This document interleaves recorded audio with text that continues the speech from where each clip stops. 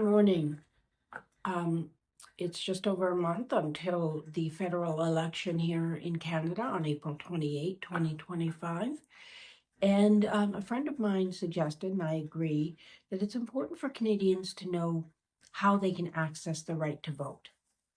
So I'm going to kind of give an overview of our website. It's very simple. It's elections.ca, and I will put that after, I promise.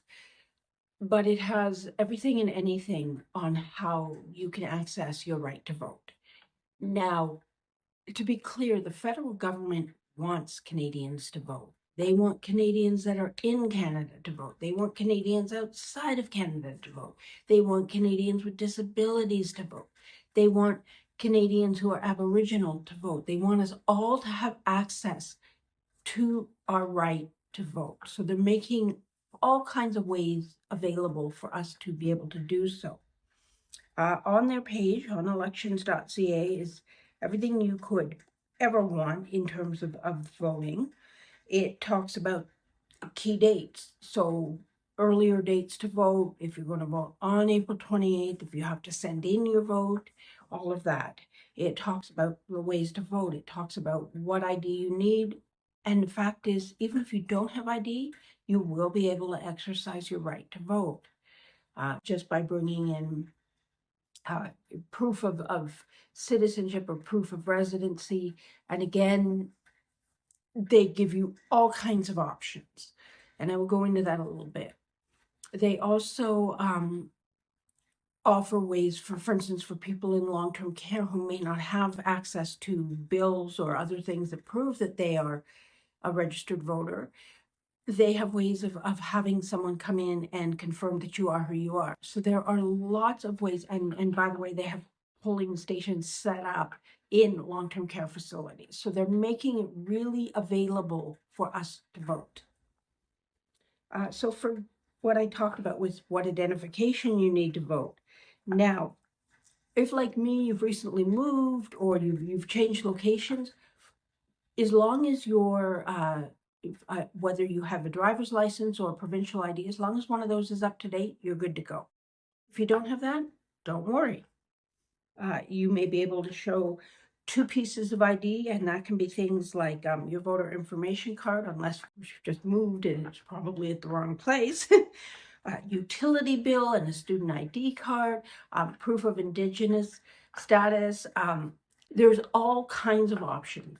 And I'm going to go through a few of them, but I promise you there are so many more. You really want to look these up. Your birth certificate, a Canadian citizenship card or certificate, Canadian Forces identity card, a social insurance card, all kinds of things that are options, a bank statement, an employee card from a private organization.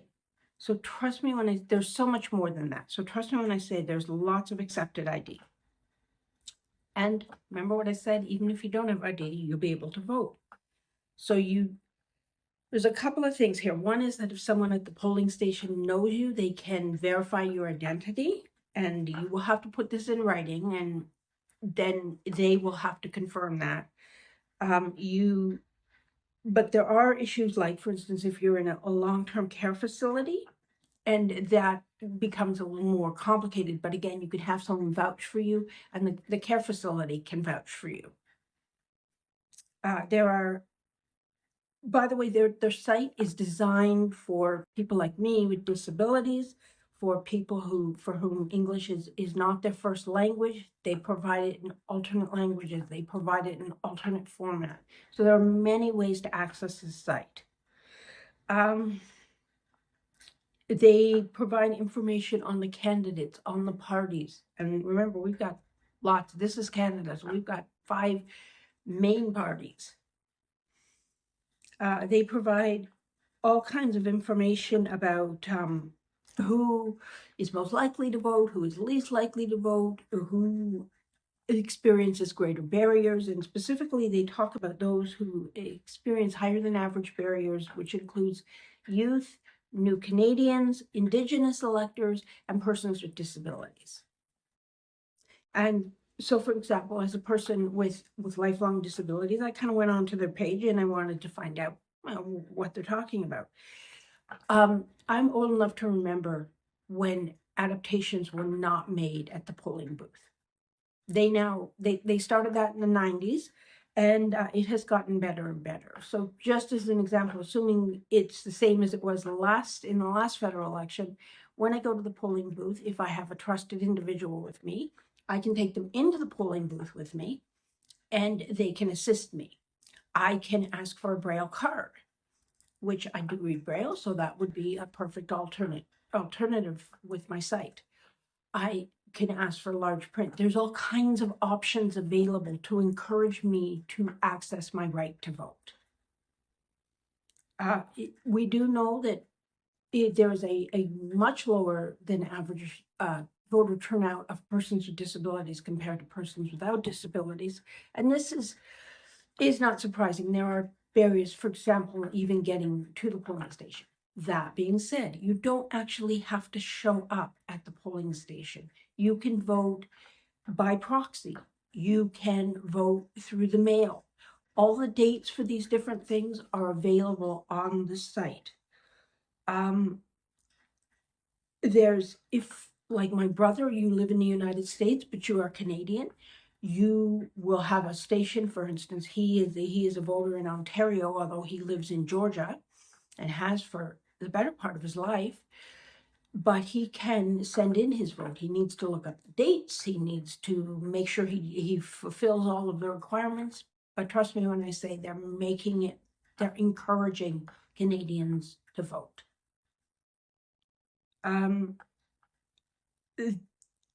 They have all kinds of pages, like everything a voter should know. So it's voter information service, registration if you're not yet a voter. So if you've just turned 18, you may want to register. If this is your first federal election, get registered. And I'm just going to quickly go into that. Okay, so they check if you can check if you're registered. You can update your address. So I'm going to do that today. You can do this when you register. You register before you go to vote through the online registration or in person at the local elections office. And this doesn't have to be done until April 22nd. So you have a little bit of time. You can register when you go to vote. So you can register at your assigned polling station. You can register at your assigned polling station either on the election day or on advanced polling days, and you can register at any elections office across Canada. You can check to see if you're registered to vote. If you register in advance, you should get your voter registration card, your voter information card. And for me, it would be a good idea for me to send that in today online. They give all kinds of information, for example, for registering to vote for those who live abroad. So like my brother, he needs to vote by mail. And although he's a registered voter, he needs to make sure he gets that in on time. Basically, who is eligible to register and vote? You need to be Canadian, you need to be 18 or older, and you need to be able to prove your identity or address. And as I said earlier, there's lots of ways to do that. There are lots of options. They really want you to vote. So I'm going to leave it to you folks to actually look at the site, because there may be things that are specifically of interest to you versus, say, things that were of interest to me. But the fact is,